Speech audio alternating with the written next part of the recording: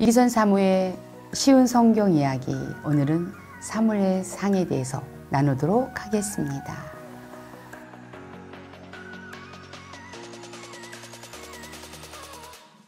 사무엘서는 상하로 나누어져 있고 사무엘상은 31장으로 구성되어져 있는 책입니다. 원래는 한 권이었어요. 그런데 나중에 둘로 나누었다라고 합니다. 사무엘은요, 사사시대 사람입니다. 그리고 사사시대의 마지막 사사입니다. 사사시대 다음에는 왕정시대로 넘어가는데 그 시대로 넘어가는 데 있어서 킹메이커 역할을 했던 사람이 바로 사무엘입니다. 당시 제사장은 엘리였습니다. 그의 자녀들과 엘리는 무능하고 부패하고 그리고 백성들에게 아무 영향력을 주지 못하는 우둔한 그러한 제사장이었습니다. 그 시대에 기도를 통해서 낳은 아들, 그가 바로 사무엘이었습니다. 하나님께서는 역사 속에서 이렇게 소중한 사람들을 일으키시는 것을 보게 돼요.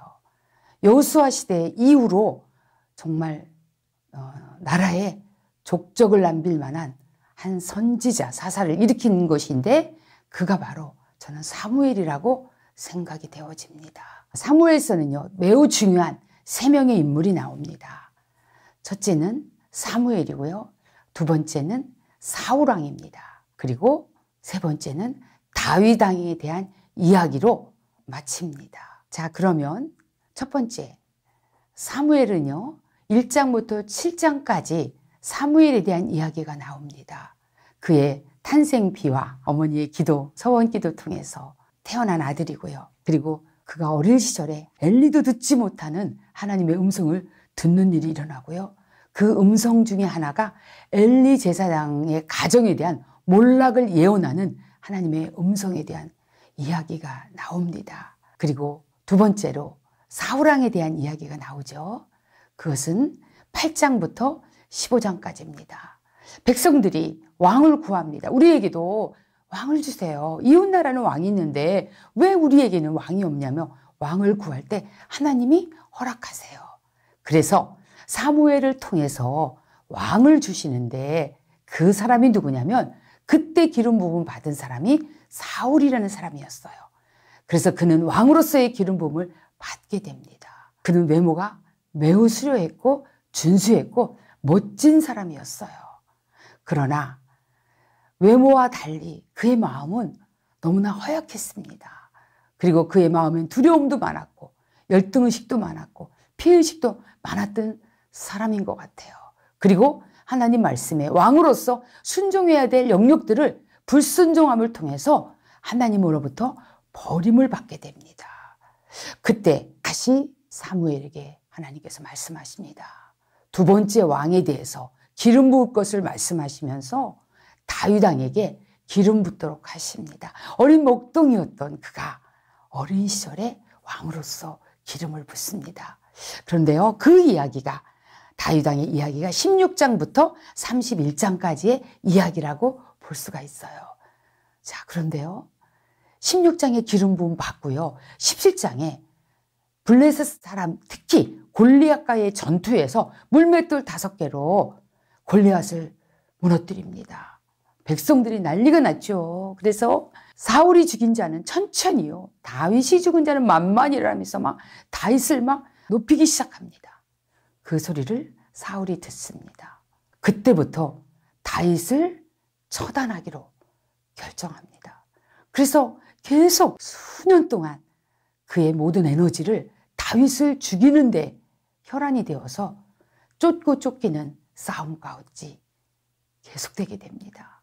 다윗은 여기서 참 다윗에게 훌륭한 점은 죽일 수 있는 기회, 사울왕을 죽일 수 있는 기회가 2번이나 있었어요. 그런데 하나님의 기름 부은 자를 내 손으로 처단하지 않겠다라는 그의 하나님을 경외하는 그 믿음이 있었어요. 그래서 그는 그의 머리에 숯불을 쌌습니다. 그를 죽일 기회가 있지만 죽이지 않음을 통해서 자신의 손으로 주의 종을 손대지 않습니다.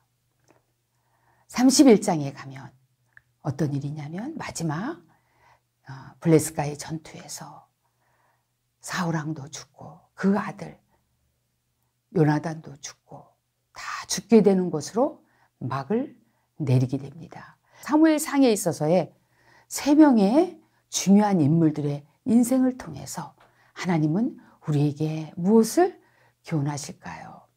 첫 번째, 사무엘은 기도의 사람이었다는 거예요. 교회의 지도자이든 나라의 지도자였든 정말 이렇게 기도하는 지도자가 있다면 그 나라는 하나님께서 얼마나 기뻐하시겠습니까? 이 사무엘의 영성이 바로 어머니 한나의 기도에서 오지 않았나 싶습니다. 기도에서 얻은 아들이었고 성전에 아들을 보내놓고 늘 기도했던 어머니였기에 이 아들도 그 어머니의 믿음을 본받아서 기도의 사람이었다라고 그렇게 생각이 되어집니다. 두 번째, 사울왕에 대한 교훈은요, 외적인 수려함이 내면의 연약함을 이길 수 없다라는 거예요. 우리가 외적으로 훌륭하면 우리는 반하죠. 되게 멋있다 이렇게 생각할 수 있습니다. 그러나 그 내면에 너무나 상처투성이고 그리고 많은 질투와 시기와 열등의식과 낮은 자존감과 비교의식으로 가득 차서 자신의 인생을 그거를 해결하는 것으로 모든 에너지를 다 써버렸어요. 그것이 무엇일까요? 다윗왕을 죽이겠다라는, 내 왕권을 유지하기 위해서 다윗왕을 죽이겠다라는 그러한 모습이 너무나 사울왕에게 안타까운 모습이었어요. 하나님이 왕으로 그를 기름 부으시고 왕정 시대를 이끌어가게 하실 때는 분명한 선한 목적이 있었을 거라고 생각해요. 그러나 사울왕은 그 선한 목적보다는 자신의 명예와 자신의 왕권을 유지하기 위해 노력하고 애쓰는 그 모습 속에 모든 것을 다 잊어버리는 그의 집권 40년 동안 너무나 안타까운 현실을 보게 되고 마지막 전쟁에서 죽게 되는 그 모습을 볼 때 우리가 무엇을 버려야 될지를 생각하게 하는 귀한 메시지인 것 같습니다. 마지막으로 다윗왕의 삶을 통하여 하나님 우리에게 무엇을 교훈하실까요? 그것은 바로 우리에게는 다 허물이 있고 연약함이 있다. 그러나 다윗은요, 늘 목동으로 살 때도 그 시편들을 보세요. 그가 얼마나 하나님과 교제했는지 너무나 하나님과 가까이 했던 사람이에요.